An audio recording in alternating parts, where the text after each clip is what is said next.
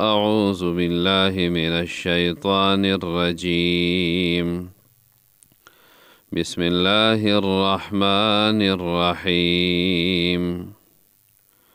وإذ أخذنا ميثاق بني إسرائيل لا تعبدون إلا الله وبالوالدين إحسانا وذي القربى واليتامى والمساكين وقولوا للناس حسنا وأقيموا الصلاة وآتوا الزكاة ثم توليتم إلا قليلا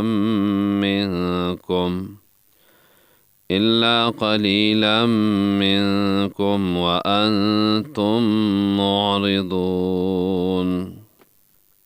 زما د دین اسلام ډیرو قدرمندو عزتمندو مسلمانانو رونو او ډیرو عفتناکو پاک دامنو په خپلو کورونو چاردیوارو کې ناستو خویندو میندو، السلام علیکم ورحمت الله وبرکاته.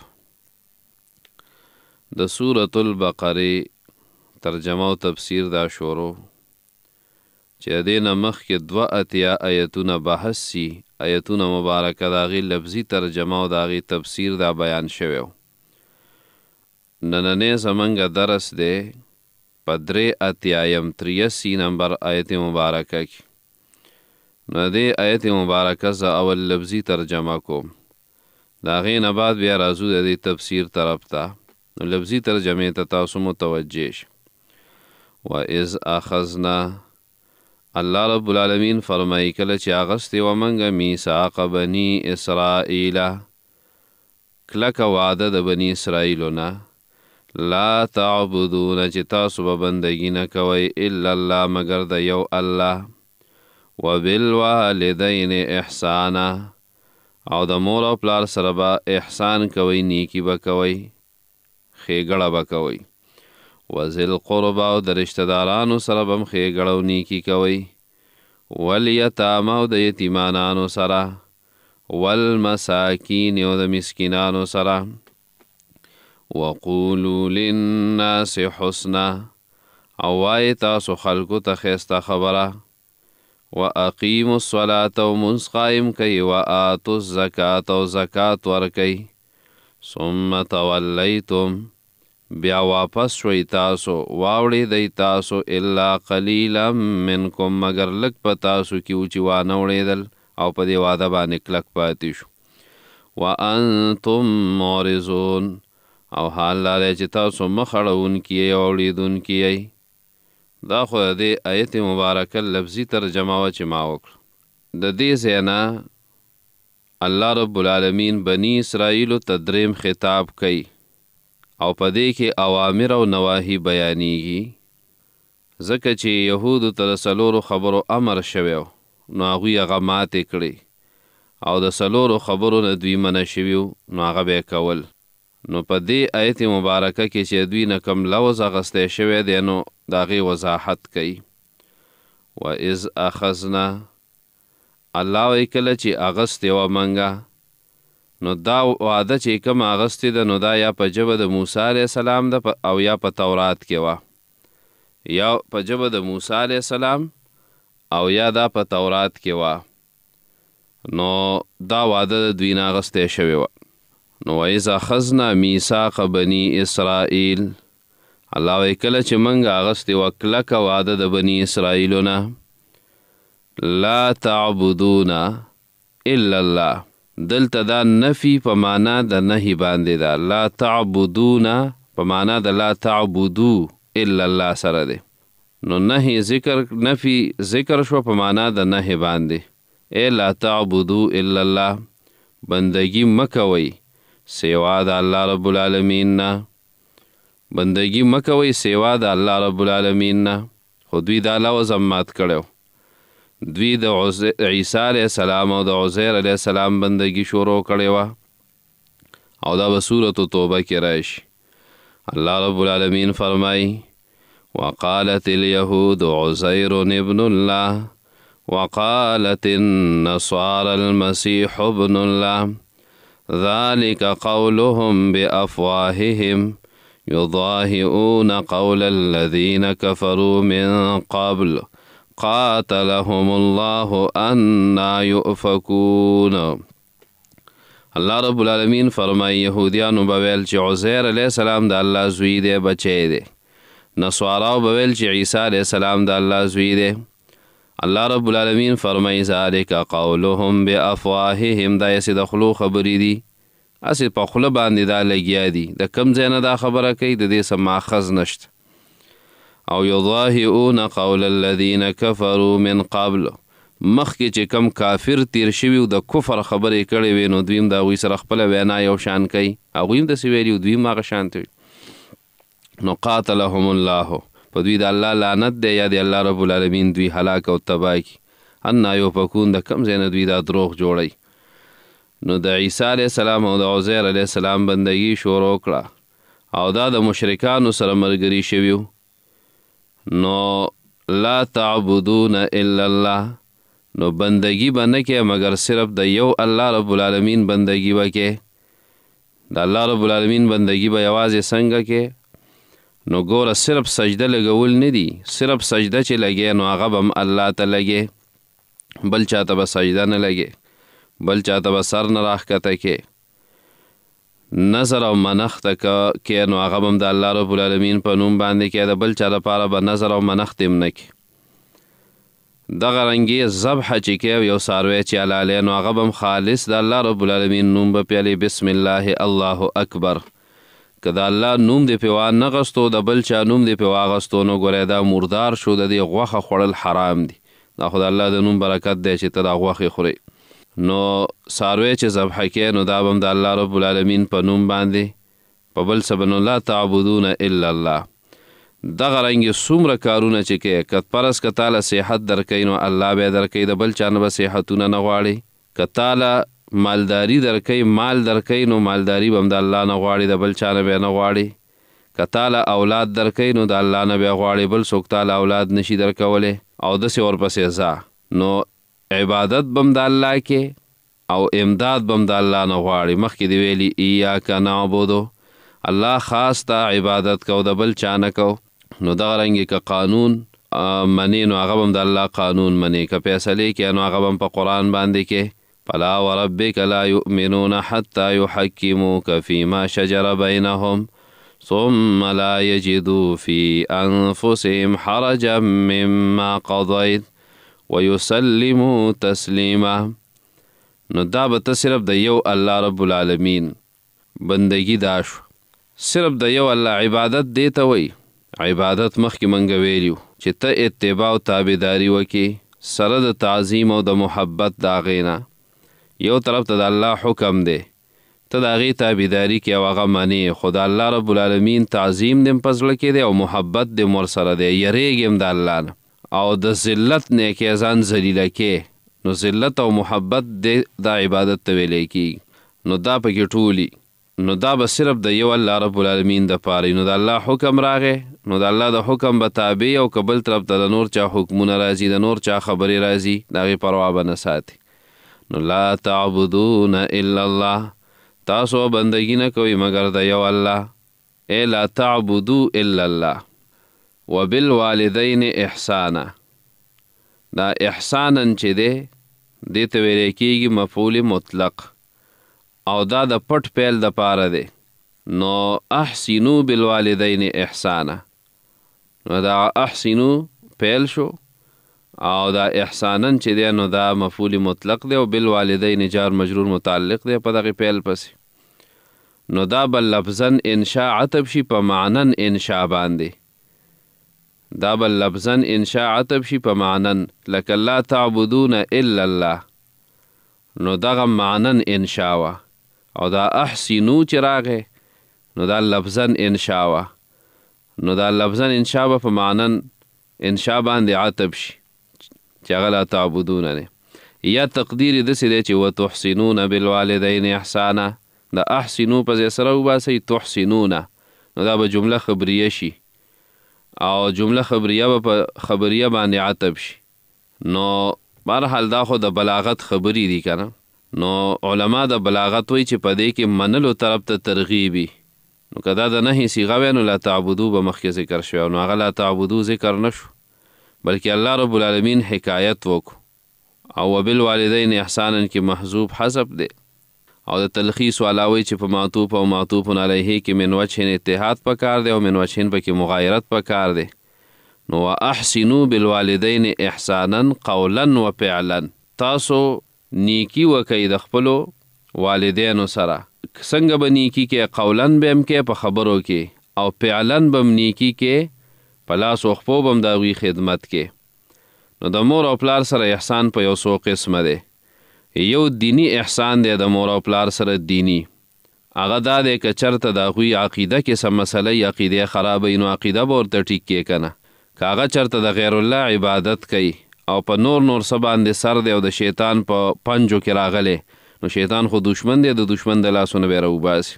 او ابراهیم علیه السلام باره کې راځي، ابراهیم علیه السلام خپل پلار ته څه وایي، وایذ قال ابراهیم لابیه آذر، کله چې ابراهیم علیه السلام خپل پلار آذر ته وویل اتتخذ اصناما آلهه، آیا تاسو د دې بوتانو نه معبودان جوړ کړي دي؟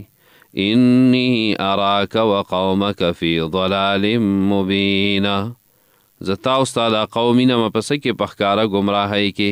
نو ګور هلته د خپل پلار اصلاح کوي. نو اول نمبر دینی، مونځ وله نه ورځي، قرآن په ناظره نه دی ویلی او یا په معنو باندې نه دی ویلی، دا تربیت بیته کې د دې انتظام ورله وکړه، په خپل ورته وکړه، نو دا د مور او پلار سره احسان شو. دویم نمبر دی دنیاوي احسان. دنیاوي احسان دا دی چې دنیا کې ورسره ته احسان وکړي. اوس دینی احسان دا خو ډېر ضروري دی ځکه چې د اور نه بچي، او دا دنیاوي چې کم دی نو دا په دوه قسمه دی، یو د مرګ نه مخکې دی، بل د مرګ نه بعد دی. د مرګ نه چې کم مخکې دی نو یو دا دی چې ته ورسره احسان کې، او دا احسان ورسره ستاسي بالمال، د مور او پلار باندې خرچه کې، بیمار دی او ته پې پیسې ولګې، او یا څه ضرورت دی، کپړې پکار دي، پیزارې پکار دی، یا بل څه پکار دي، او ته ورله د هغې انتظام وکړي. ملګري رالل، میلمانې رالل، یاران دوستانې رالل، او په هغې باندې ته پیسې ولګې، نو دا د مور او پلار سره احسان بالمال دی. او دا خو حدیث کې راغلی دی، رسول الله صلی الله علیه وسلم فرمایي انت ومالک لابیکا، د بچی چې څومره مال دی نو دا د پلاری. پلار د بچی په مال کې بغیر د هغه د اجازت نه تصرف کولی شي. پلار دی او د بچی په مال کې بغیر د بچی د اجازت نه هغه تصرف کولی شي. او دې کې د علامه قرطبي رحمه الله یو ډېر ناشنا حدیث ذکر کړی دی، ډېره ناشنا واقعه. علامه قرطبي رحمه الله وی یو روایت نقل کوي، وی رسول الله صلی الله علیه وسلم له یو کس راغی، یو نوجوان راغی، او رسول الله صلی الله علیه وسلم ته شکایت وکړو. شکایت کې ورته څه وی؟ ورته وی زما پلار دی او زما د اجازت نه بغیر زما مال کې خرچې کوي، لګوي، راغلی دی زما مال کې ځان له خرچې کوي، په ځان یې لګوي، په کور کې په خلکو لګوي، زما د اجازت نه بغیر. دا شکایت یې وکړو. رسول الله صلی الله علیه وسلم په پلار پسې سوال جواب وکړو، ویل راشه. پلار ته چې پته هلته ولګېده چې زما زوی تلی دی او زما خلاف یې شکایت کړی دی، اوس د الله پیغمبر صلی الله علیه وسلم ما غواړي، نو ډېر زیات خفه شو، د زړه سم ودردېدو، او د کور نه راووتو، د پیغمبر علیه السلام دربار ته را روان دی، خو ډېر زیات خفه دی. نو په دې لارې په زړه کې څه شعرونه راغلي دي، او هغه اشعار د ده زړه کې رالل، خو ده لا په ژبه نه دي ویلي، خو هغه د الله رب العالمین دومره خوښ شو، د ده د زړه د درد ته یې وکتل. جبریل یې راولېږو، پیغمبر علیه السلام ته یې وویل چې تا له د ده دا پلار راشي نو ټیک ده، د هغه خبرې مو واوره، خو ته ورته بیا ووایه چې تا په دې لاره راتلی او ستا په دې زړه کې کوم اشعار نو هغه ماته لږ ووایه. او بس په دې کې پلار یې راغی، رسول الله صلی الله علیه وسلم سره کېناست، خبرې اترې وشوې. پیغمبر علیه الصلاة والسلام ورته وایي ته چې په لاره را روان یو، په زړه کې تا کوم اشعار ویلي دي هغه راته ووایه، کومې خبرې چې ستا زړه کې راغلې وي هغه راته بیان که. پلار یې ورته وایي د الله پیغمبره یوه واقعه هم داسې نه ده راغلې مګر زمونږ ایمان یې سیوا کړی دی. داسې کله هم چې څه واقعه راشي زمونږ ایمان سیوا کړي. اوس دا اشعار او یا دا خبرې خو زما په زړه کې دي، ما پې ژبې له حرکت نه دی ورکړی. نو ته د الله پیغمبر یې، ته ترې څنګه خبر شوې؟ خو تا له الله خبر درکړی دی.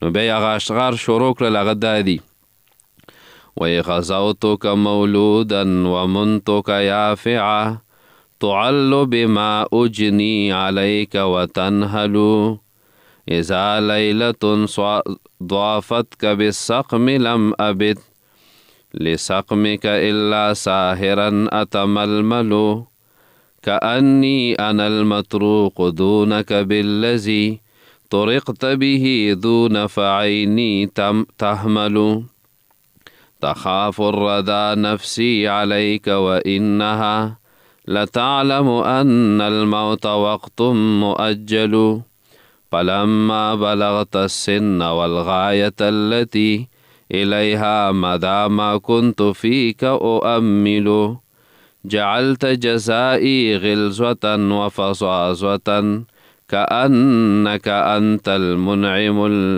المتفضل فليتك إذ لم ترع حق أبوتي فعلت كما الجار المجاور يفعل فأوليتني حق الجوار ولم تكن علی بمال دون مالک تبخلو. دا اشعار چې ویل نو د رسول الله صلی الله علیه وسلم د سترګو مبارکو نه اوښکې روانې شوې او پیغمبر علیه السلام دومره وجړل، دومره چې دا ږیره مبارکه لمده شوه او پیغمبر علیه السلام راپاڅېدو، دا زوی وله د ګریوان نه راونیو او داسې رایښ کو ورته وایي انت ومالک لابیک، ته او ستا دا مال دا ټول ستا د پلار دي، ته څنګه شکایتونه کوې او راځې چې زما پلار زما د اجازت نه بغیر زما په مال کې تصرف کوي.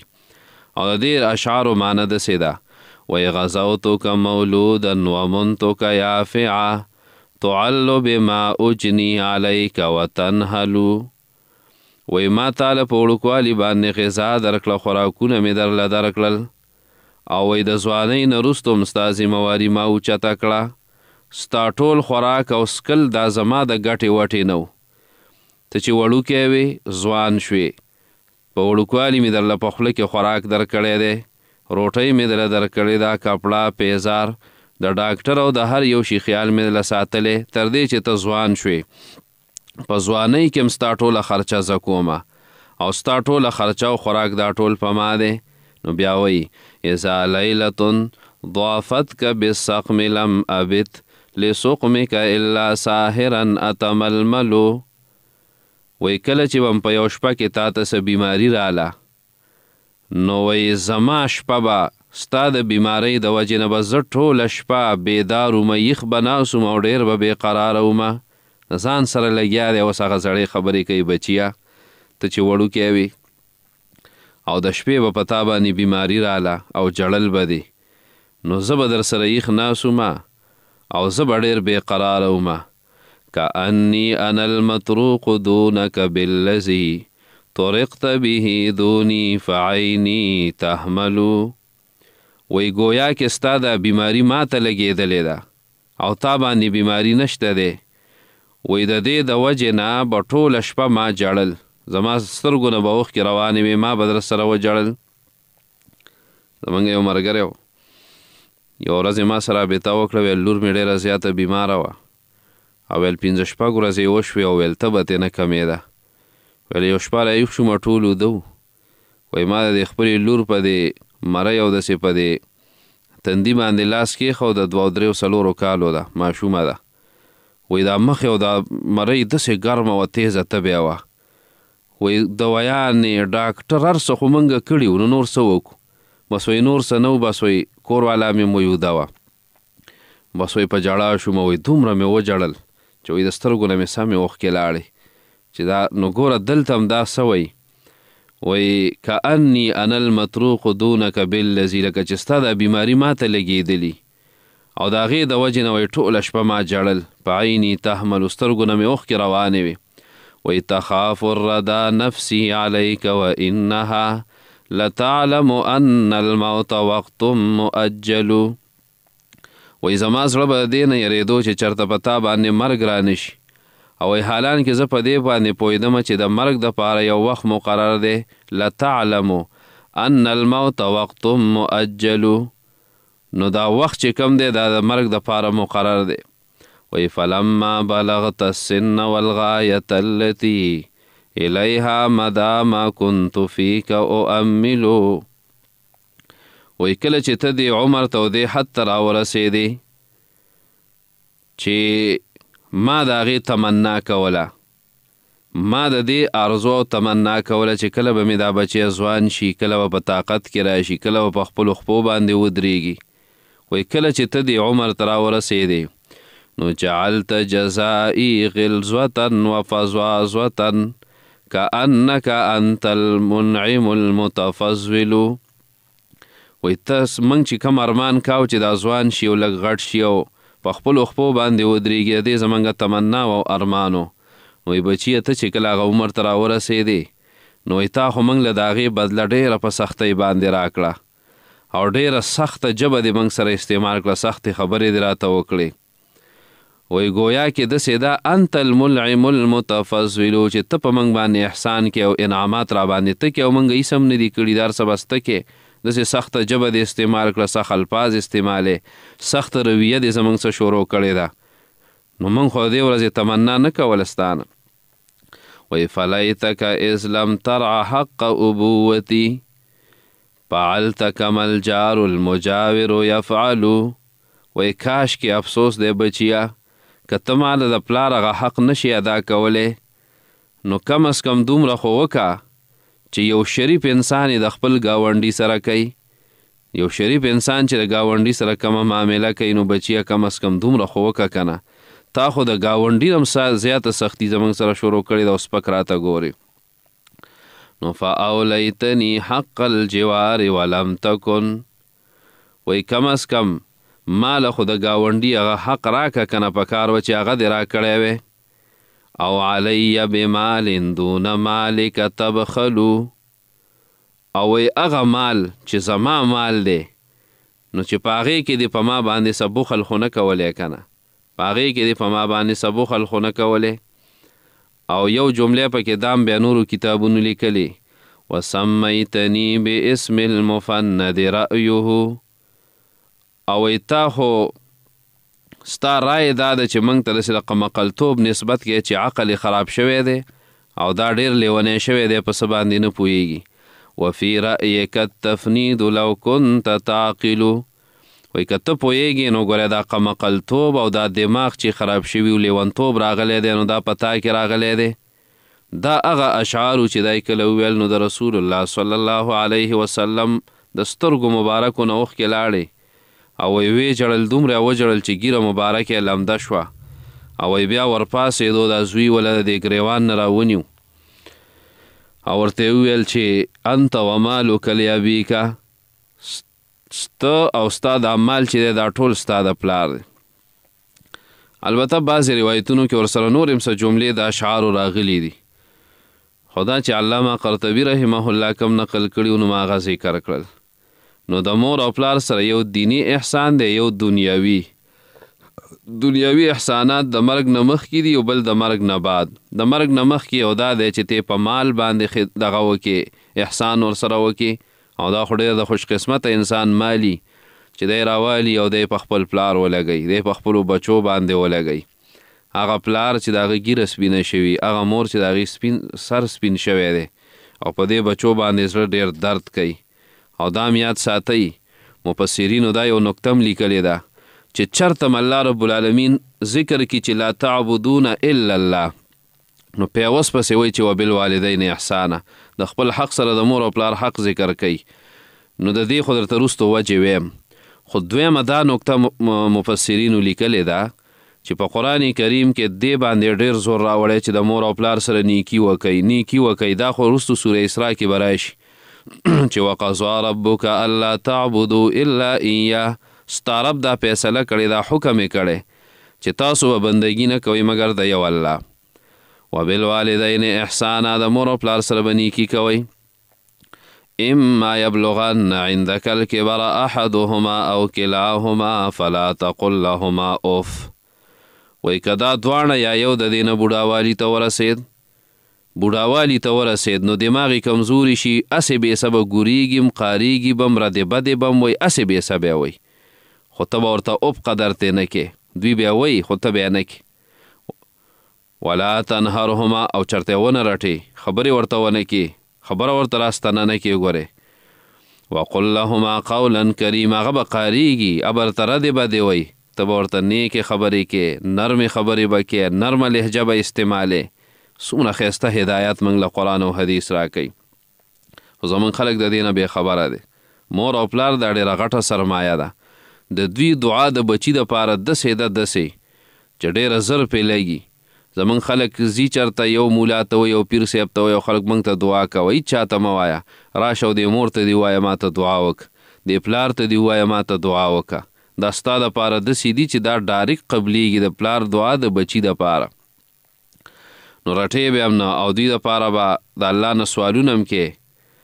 وقل رب ارحمهما کما ربیاني صغیرا، او سوی الله رب العالمین واخفض لهما جناح الذل من الرحمه، دا د نرمۍ اوږې به دې ورته ښکته کړي او د دوی سره به ډېرې عزتمندې خبرې کوي. هغې وضاحت به انشاءالله هلته راشي، دلته یې نه کومه، خو مقصد مې دا دی چې یو په خپل مال باندې د مور او پلار سره احسان. دویم بالخدمه، د مور او پلار خدمت کول، اوبه ورله راواله، پیزار ورته سم کا، چرته ځي نو د ځان سره په ګاډي کې بوزه، په موټرسایکل یې بوزه، او چې کله یو سورلی ته خیږي نو لاس نه ونیسه، راکوزیږي، کمزوري دي. تاله الله په دې باندې جنت درکړي، جنت تاله چې په الله څه درکوي تا ډېره غټه ګټه وکړه. دریم نمبر بالاخلاق الحسنه، ښایسته اخلاق د دې مور او پلار سره استعمال ک، د بدو اخلاقو نه به ځان وساتي. علما وایي د مور او پلار په مخ کې به داسې انداز هم نه جوړی چې هغوی ته پته ولګي چې ګنې دی زما په دې خبرو خفه دی، هغه اوب خو لا وروسته خبره ده. او د مرګ نه وروسته بیا د مور او پلار سره احسان څه شی دی؟ الاستغفار لهما، د دې مور او پلار دپاره به بخښنه غواړي، د دې مور او پلار دپاره به دعاګانې کې، الاستغفار، د الله نه به له بخښنه غواړي، دا ورسره احسان دی، دا ډایرکټ هغوی ته رسي. کله چې انسان وي د یو مرده دپاره لاس اوچت کي او دعا ورته کوي، ملائک دا دعاګانې وایي د غرونو په شانتې غټې غټې تحفې ترې جوړې شي او دا ورله ویسي او هلته هغوی ته پیش کړي چې پلانکي درپسې دا تحفه رالیږلې ده. وایي هغه په دې باندې دومره خوشحاله شي چې د ده نه ورته بل څوک په دغه ټیم کې ګران نه وي. انشاءالله د هغې وضاحت به زه بیا کوم، د هغې خپل ځي کې را روان دی. نو د مور او پلار او والدینو ته ته دعا وکړې، قبر کې هغوی ته ډایرکټ پته لګي. دویم نمبر اکرام صدیقهما، د دې مور او پلار چې کوم ملګري دي د هغوی اکرام کول. او دریم نمبر وصلة الرحم التي لا توصل الا بهما، چې صله رحمي پالي، هغه صله رحمي چې هغه د مور او پلار د طرفه ده. د ملګرو سره احسان کول، د هغوی یاران دي، دوستان دي، او هغه د مرګ نه وروستو رالل، نو ښه خدمت یې وکړه او ښه قدر یې وکړه. نو د دې خیال ساتل، دا د مور او پلار سره د مرګ نه وروستو احسان دی. څلورم نمبر ایفاء عهدهما، د هغوی چې کوم لوزونه دي هغه پوره کړه. او پنځم نمبر والدعاء لهما، د هغوی دپاره دعاګانې غوښتل. شپږم نمبر والصدقة عنهما، د هغوی د طرف نه صدقې ورکول. یو صحابي د سفر نه را روان و چې راغی مور یې وفات شوې وه، نو رسول الله صلی الله علیه وسلم له راغی، وایي د الله پیغمبره که د هغوی د طرف نه زه صدقه کوم نو دا به هغوی ته بیا اجر رسي. نو پیغمبر علیه الصلاة والسلام ورته وایي که په هغوی قرض وي او تا ورکولی نو قرض یې ادا کېدو، وایي دغه شان ورته صدقه هم رسي. نو هلته یو کویه جوړ کړو، کویه یې ویستو، د اوبو ډېر تکلیف و په هغه ټیم کې، سوچ یې وکړو چې کوم شي ډېر ضرورت دی، نو کویه یې ویستو او په هغه کویي باندې یې ولیکل چې دا زما د مور پسې دا صدقه ده. نو دغه کویي نه چې څومره خلک اوبه څکي نو دا په دې مور او پلار پسې رسي. لکه دا مدرسې دي، یو کس په دې کې پیسې ورکړي د مور او پلار د طرف نه، نو دا چا چې ورکړي د ده هم اجر وشو. خو په دې کې چې څومره تلاوتونه کېږي، څومره منځونه کېږي، څومره عبادتونه او سم پکې کېږي، نو د دې دا اجر به هغوی پسې رواني، ده پسې به هم رواني و هغوی پسې. نو والصدقة عنهما، د هغوی طرف نه صدقې ورکول. او دغه رنګې و تنفیذ وصیتهما د هغې چې کوم وصیت کړی دی هغه نافظ کول او اداء الحج والعمرة والصوم عنهما د هغې د طرف نه حج او عمره ادا کول او زیارت قبرهما مور او پلار یې وفات شوي دي نو کله کله قبر لځي ځکه ډېر خلک چې مور او پلار یې وفات شي په طرف یې نه ورځي قبر نه ځان نه خبروي نه کله کله ورشه تا ته به هغې رایات شي مخې ته به دې ودرېږي زړه کې به د اخلاص راشي دعا به ورته وکړي هغې ته دا دعا هم رسي د قبر دا ملاقات چې داسې نیمګړی شانتې ملاقات وي نو د سړي دا زړه پې لږ تسلي پې ورته وشي خو دا حقوق اله اسان دي چې کله دا دین وګڼلی شي چې دا د الله حکم دی ما ته او ماله پې الله اجر راکړي حدیث کې راغلی دی رسول الله صلی الله علیه وسلم له یو کس راغی وایي یا رسول الله من ابر د الله پیغمبر زه د چا سره نیکي وکم څوک ما ته ډېر نږدې دي په نیکۍ کې ما باندې د چا حق ډېر زیات دی پیغمبر علیه السلام ورته وایي امک ستا مور د بیا تپوس وکړو مور دی د بیا تپوس وکړو مور دی په درې څلورم ځل ورته وایي ستا پلار او بیا چې هغې نه پس کوم نږدې تره دی او ماما دی ترور دی وغیره دا خلک نو د مور او پلار ډېر حق دی که زه صرف نن د مور او پلار په حقوقو باندې خبره شروع کړم الحمدلله ګڼ حدیث پې ماته یاد دي په یادو باندې خو دا کتابونه ترې ډک دي کتابونه ډېر زیات حقوق دي انشاءالله چېرته به په دې باندې خبره راشي او په دې باندې به تفصیلي خبره وکړو نو د مور او پلار ډېر لوی حق دی بل ما مخکې ویل چې د الله رب العالمین خپل عبادت پسې پیوسته د مور او پلار تذکره کوي دا ټول قرآن کې دا طریقه ده لکه ما چې د سورې بني اسرائیل ایت مبارکه لوستو کې څه فرمایي وقضى ربک الا تعبدوا الا ایاه ستا رب دا حکم کړی دا فیصله کړې ده چې بندگی به نه کوئ مګر د یو الله نو بیا څه وایي وبالوالدین احسانا د مور او پلار سره به تاسو نیکي کوئ دغلته بیا ویلی دی او ګڼ به انشاءالله وروستو ځای په ځای راځي نو دې څه وجه ده نو یو وجه دا ده چې د مور او پلار په رضا کې د الله رضا ده هغه یو صحابي وفات کېدو زنکدن یې سخت شوی پیغمبر علیه السلام چې ورله راغی نو مور یې ترې خفه وه نو هغه واقع به تاسو ته یادوي زنکدن سختېږي د مور او پلار په رضا کې د الله رضا ده دویم نمبر د انسان تربیت حقیقي الله رب العالمین کوي خو په دویم نمبر د انسان تربیت ګوره مور او پلار کوي چې دی وړوکی ماشوم وي څوک له ګوتې هم نور نه وروړي خو مور سره سم غمي یو ټیم هم ترې بې فکره کېږي نه که دا بار په کار کې مشغوله یو دی اوده یو لږه چغه ووایي نو هغه څه په ځای غورځئ او رامنډه وایي دی بچي له مخکې ما یو بله خبره وکړه او هغه مې دا وکړه چې د قرآن کریم کې الله رب العالمین د مور او پلار سره احسان کول نیکي کول د دې ډېر ترغیب ورکوي او دا بچي چې کوم دي چې د بچو سره هم تاسو احسان کوئ نیکي کوئ نو دا پکې څه ډېر ټچ د دې نه دی راغلی هغه بیا په احادیثو کې راغلي دي حقوق د بچي خو قرآن کریم په هغې څه زور نه دی راوړی وایي وجه یې دا ده چې د مشرانو کم اثرات نو په کشرانو کې ښکاره کېږي آدم علیه السلام او حوا علیه السلام چې وی نو د بچو سره مینه وه ځکه بچي وو نو د هغې سره مینه وه خو مور او پلار یې نه نو دغه اثر په بچو کې هم ښکاره شي د بچو مینه د مور او پلار سره دومره نه څومره چې ورسره د مور او پلار نو د مور او پلار مینه دا ډیره زیاته او د بچو مینه چې نو دغه شانتې نه نو ځکه قرآن په دې باندې زور راوړي چې ګوره د مور او پلار هم خیال وساتئ ډېر بدبخته مور او پلار له ګزار ورکي کنځلې ورته وکړي باروزي خلکو سره خبرې کوي او دویم زموږ په دې معاشره کې یو بل دا شی دی دا نوجوانان لکاني ملګرو له به خټې هم ورکوي چکرو له ګپو شپو له ناست وي په ګینټو باندې خو د مور او پلار سره دی 10 منټه نه کښېني نو بار ملګرو سره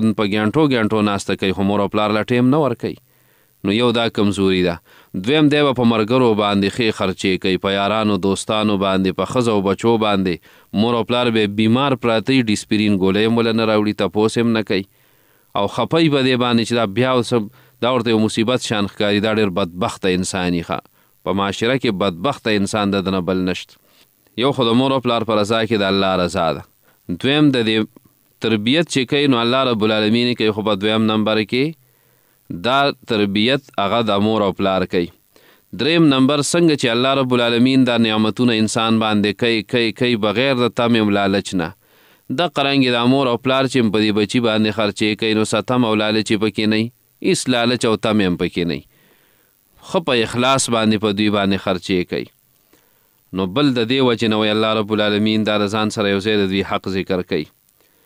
بله دا ده چې مخالفت باندې انکار نه کوي. ګوره ته د الله رب العالمین نافرمانی وکه ټول عمر اخره کې توبه وباسه، الله دې معاف کوي. دغه رنګې که تا نه ډېرې خطاګانې شوي او ته د مور او پلار ته کښېنې نو ستا مور او پلار به تا ته معافي کوي او خوشحالیږي په دې باندې چې زه اوس سم شو، نو دا هم غټه خبره ده. نو نورم ګڼ حقوق دي مخکې ما چې څنګه وویل.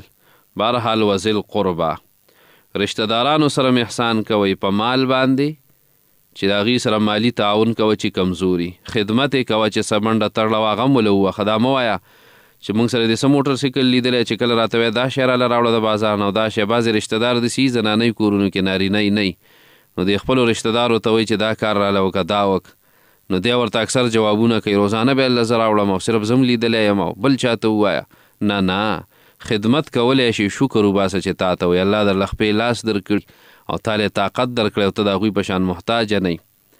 دغه رنګې بې زیاره د خپلو خپلوانو ملاقات لتلله، د هغوی ملاقات لتلل، د هغوی ځای ته تلل، خو چې لاړې او د هغوی کور کې داسې جینکۍ دي چې ستا ته ستر او پرده ده نو بیټک کې کښېنه. د دې زیارت او د ملاقات مطلب دا نه دی چې ته تللی او د کور په منځ کې ناستې او ستا د تره زامن دي هغوی په پردو کې رشتې کړي دي، نو پردی ښځې دي راغلي په دې کور کې ناستې دي او ته هم تللی د کور په منځ کې ناستې او کټ ته ختلی او ډډه دې والي او لالچۍ او پیالۍ در سره یو چیمس کې، نو ته شرمېږې هم نه، دغه حیا پکاري. دې څیزونو کې احتیاط.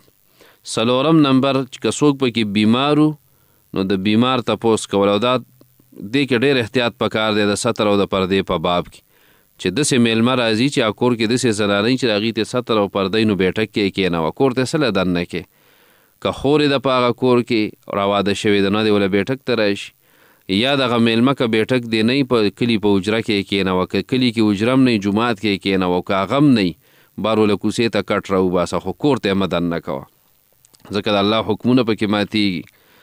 4 نمبر عیادة المریض، چې کله پکې څوک بیمارو نو د بیمار تپوس لیسه او که چېرته غم پکې راغی نو جنازې له تلل او امر بالمعروف او نهی عن المنکر کول، هغوی نیکو طرف ته رابلل او د بدو نه منع کول. بل بیا صله رحمي ده،